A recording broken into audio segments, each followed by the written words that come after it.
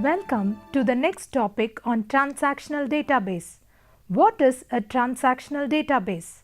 A transactional database generally comprises of a file where a transaction is represented by each record. A transaction typically has a unique identification number which is represented as transaction ID or trans ID, and a list of transaction items which are represented as products bought in a shop. The transactional database may have additional records connected to it containing other sales related information such as the transaction date, the customer ID number, the salesperson's ID number and the branch where the sale took place, and so on. Let us see an example below. A transactional database produced by us for this series for Start Incorporation, the fictional company with one record per transaction. Transactions can be stored in a table. A fragment of a transactional database is shown in the figure below. This has been depicted below. The sales table is a nested relationship from the relational database point of view because a set of items is contained in the attribute list of items ID. Since most relational database systems do not support nested relational formations, the transactional database is normally either stored in a flat table, in a table-like format, or unfolded into a standard relationship in a format similar to that of the table items being sold. This has been depicted in the diagram below, which contains the transaction ID and the list of items that has been sold in all electronics company. You may be requested as an analyst for our database. Show me all the products bought by Sandy Smith, or how many transactions are containing the item ID 13.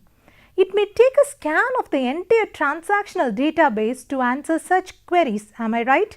Yes. Suppose you want to dig deeper into our information by wondering which products have been sold together well.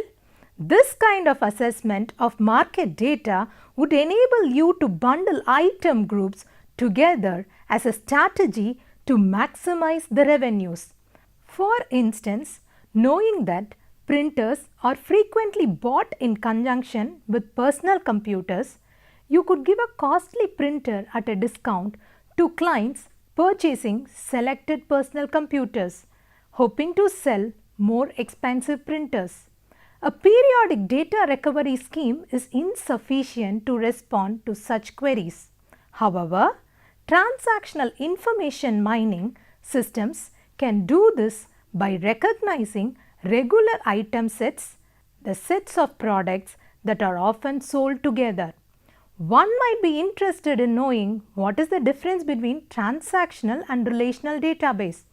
Majority of the relational databases supports transactional database operations. Transaction database meant for transactions, but whereas relational database can be a transaction processing system and analytical processing system. Transaction refers to the usage of a database, while relational refers to the way in which a given database stores data. A transactional database, or another term for transactional database, it is also called as operational database, could be a relational, hierarchical, or it can be an operational database also. A transaction database supports business process flows and is typically an online real-time system. The way in which the data is stored is typically based on the applications. Companies often have multiple transaction databases.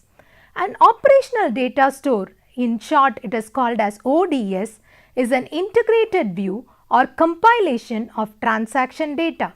Then you get into data warehouse databases where the transaction data is optimized for querying, reporting and analyzing the activities. And how can I clean up this information? Data from the real world tend to be incomplete, noisy, or it can be incoherent. Methods of data cleaning seek to fill in missing values, level out the noise while identifying outliers, and correct information inconsistencies. This involves several methods. The first is missing values. Imagine that sales and client information need to be analyzed. You may notice that for several characteristics such as client revenue, many tuples have no recorded values. How can you load for this attribute in the missing values? A few techniques are available here. The first and foremost technique is ignore the tuple.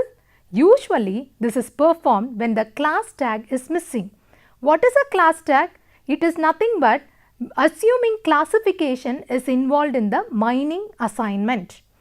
The second method is unless the tuple includes several characteristics with missing values, this technique is not very efficient. If the proportion of missing values per trait varies, it is particularly poor. The second method is called as manually fill in the missing values. This strategy is generally time consuming and may not be viable due to a big number of missing values. To fill in the missing values, use a worldwide constant is the third method. This replaces all missing attribute values with the same constant such as a label like unknown, or if missing values are substituted by unknown, then the mining program may erroneously believe they generate an exciting concept as they all have unknown values. Therefore, while this technique can be managed, it is not a foolproof technique. The next method is use the mean attribute to fill in the missing values. For instance, you consider that customers' median earning is 56,000 rupees. Use this value to substitute the revenue value that is lacking. The next method is called as use the mean attribute for all samples belonging to the corresponding class as the specified tuple. Replace the missing value with the average income value for customers in the same credit risk section as the specified tuple. For example, if customers are classified according to credit risk. The next method is use the most likely value to fill in the missing value. This can be determined using regression, inference-based instruments that use a Bayesian formulas or induction of a decision tree. For example, you can build a decision tree using the other customer attributes in your data set to predict the missing income values. We will discuss about decision trees, regression and Bayesian inference are outlined in detail. The most efficient approach is the last technique which I had described earlier. This utilizes the information from the current data which is said to predict missing values compared to the other techniques. By considering the values of the other attributes in estimating the missing income value, there is a greater likelihood of processing the relationships between income and the other attributes. It is important to note that a missing value may not involve a data mistake in some instances. For instance, applicants may be asked to provide their driving license number when applying for a bank account. Applicants who do not own a driving license number may typically leave this field blank. Forms should therefore enable respondents to identify values that are not relevant. It is also possible to use software routines to uncover other null values. Ideally, the null condition should have one or more rules for each attribute. The laws may indicate whether nulls are permitted and how to handle or transform such states. Fields can also be left blank deliberately if they are to be supplied at a subsequent stage of the business process. Therefore, almost we can attempt our utmost to wash the information after it is included, excellent database design and data entry processes should assist in the first location to depreciate the amount of missing values or mistakes. What's the purpose of a database? A database is intended to store and perform associated information operations consistently.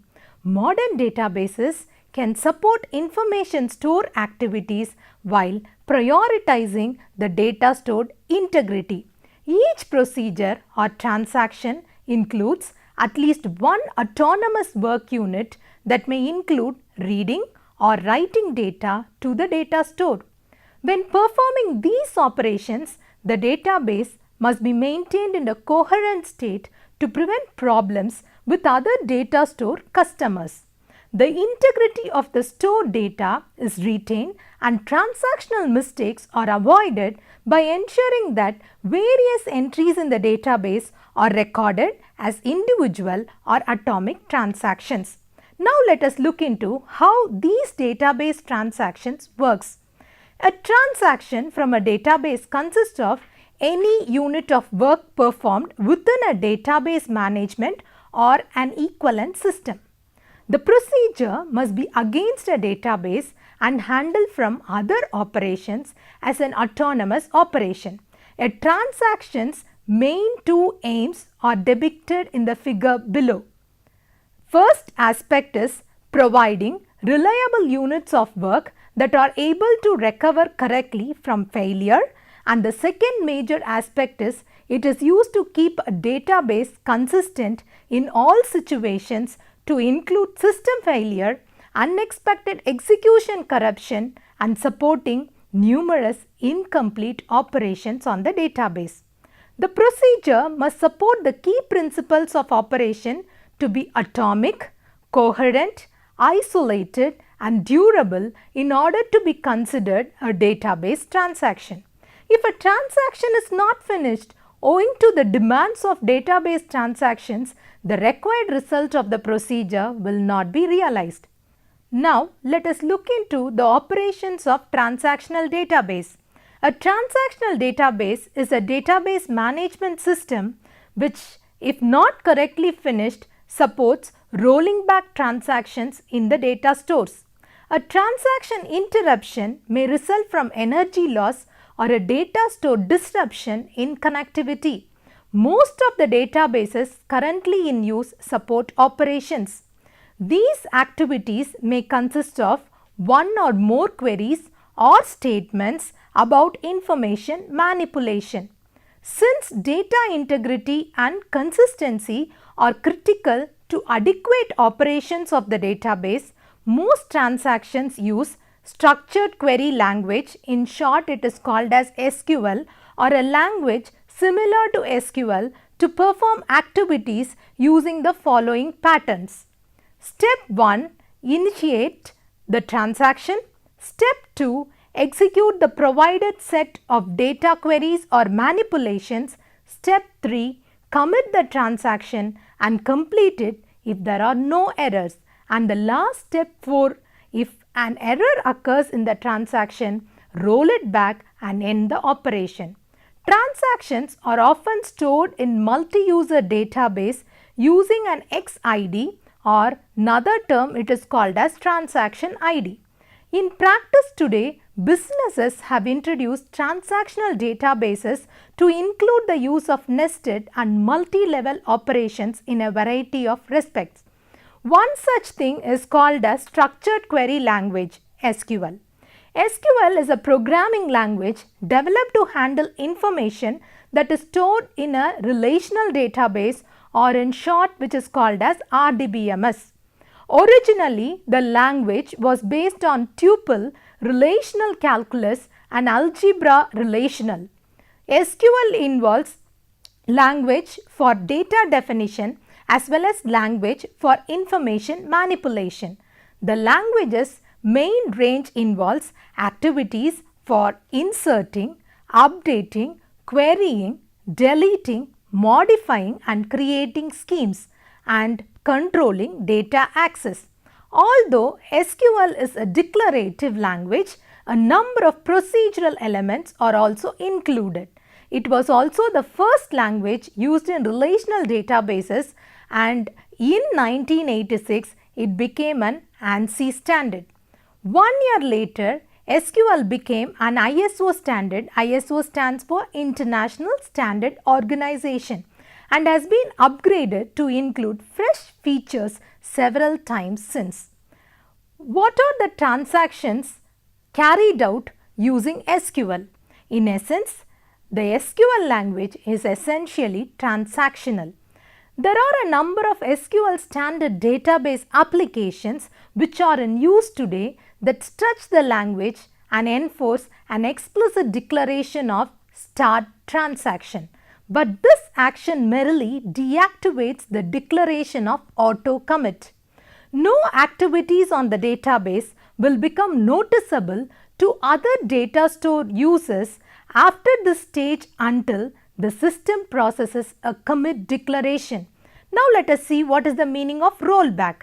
It is also possible to execute a SQL rollback declaration that will undo any job on the system since the last successful transaction. Now let us look into the transactions using SQL.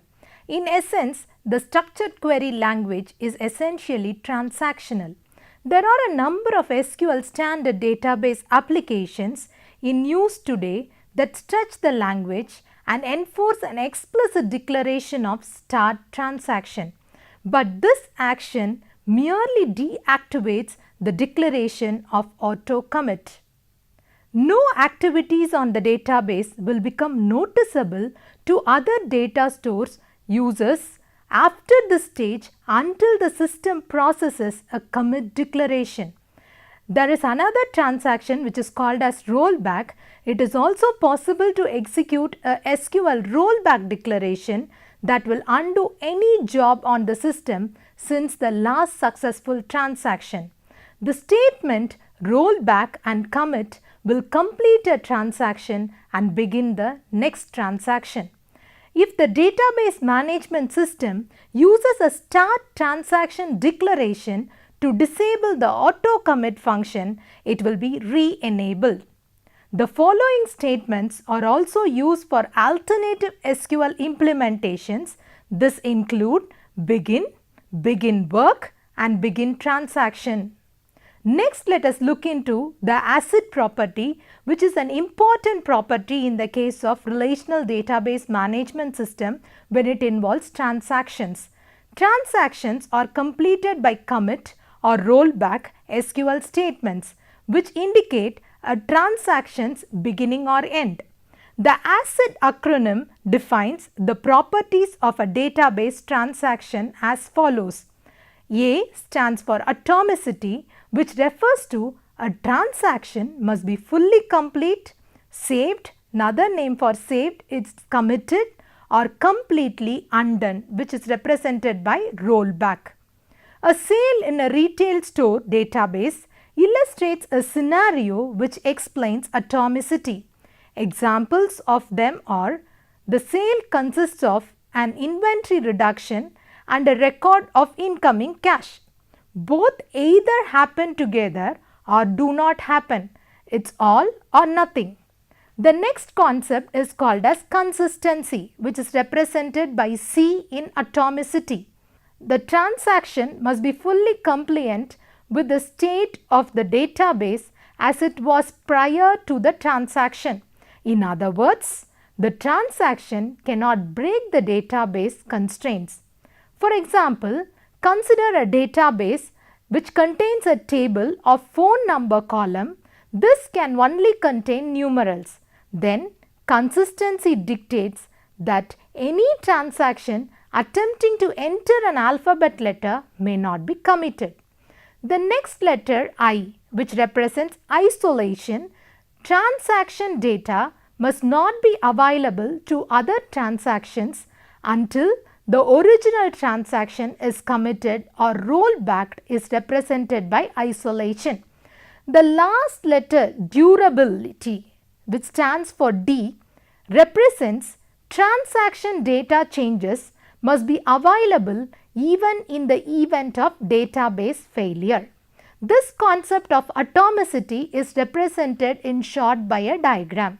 Now let us look into the next concept, which is how do distributed transactions work. Databases can now support distributed transactions against various host or application computers.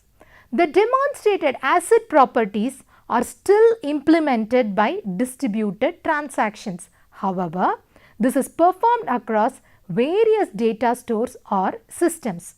These systems can consist of a multitude of non-classical databases such as file systems, messaging systems, databases and other applications. Typically, the distributed transaction will coordinate services to guarantee that the suitable scheme applies all elements of the transaction. If any of the transaction components fail, what will happen? The transaction will be handed back across all of the affected systems. Now let us look into the important concept, which is nothing but the advantages and disadvantages of transactional databases. Flexibility is the main benefit of database operations. User of the database can alter certain data without touching delegate or isolated data. It is possible to accomplish the interface and rules for manipulating the data store without altering the general system structure. In addition, database transactions enable users to have an enhanced capacity to retrieve history when the information is stored in a restricted setting. Finally, there is minimal danger of data loss owing to scheme or energy failure owing to coherent information shops supplied by transactional databases. Now let us look into some of the disadvantages of transactional databases. This include possibly less readable data because some implementations have only an information as insert only function. Furthermore, there is less chance or capacity for many end users to alter data within a transactional database. This places a higher burden on ensuring information accuracy before performing a database transaction. Now let us look into the risks from transactional databases. The mining of our activity information like this poses several hazards. I am just going to concentrate on a small portion of it. Many companies are involved in risk management. Consider a health insurers, for instance, take the risk that their insured will not get sick. Employers take the risk of their workers' ongoing performance. In evaluating the hazards connected with the transaction, these types of organizations must trade off the price of collecting data with the value of the data and make the best company choice. Historically, the cost of gathering some information was simply too high to include in the calculation of risk, so these companies chose to transact without the information. They did not have the strong transactional database known instruments. Governments can also depend on transactional database data to tax you for operations you have participated in while on vacation outside the tax-free state in which you actually reside. For example, an insurer does not need the individual's private health records to determine the health of a potential insured. They would simply have had to follow the applicant around and see what they ate and evaluate their lifestyle in general. That data could then be used to calculate danger. They are not entitled to this data and you do not need to reveal it, but they may choose to collect this data by themselves if it is done in public. Now I'll conclude the transactional database by summarizing the entire concepts, which involves Exchange Server, which is a robust system based on proven transactional database technology. Although the underlying database technology will shift in a future version, exchanges database previously known as JET will continue to do the work. Even in a monumental crash in an exchange setting with proper backups and disaster recovery processes and infrastructure in place, there is no reason why this should spell the company's disaster. Native exchange technologies provide support at all levels. High availability options such as clustering to protect against downtime and options for disaster recovery such as standby continuous replication and dial tone database recovery enable relatively speedy return to production in many cases. There is also a plethora of third-party applications and hardware not covered in these chapters that make HA, which stands for High Availability, and DR, which stands for Disaster Recovery Operations, easier. Thank you. I hope you would have understood this concept of transaction database.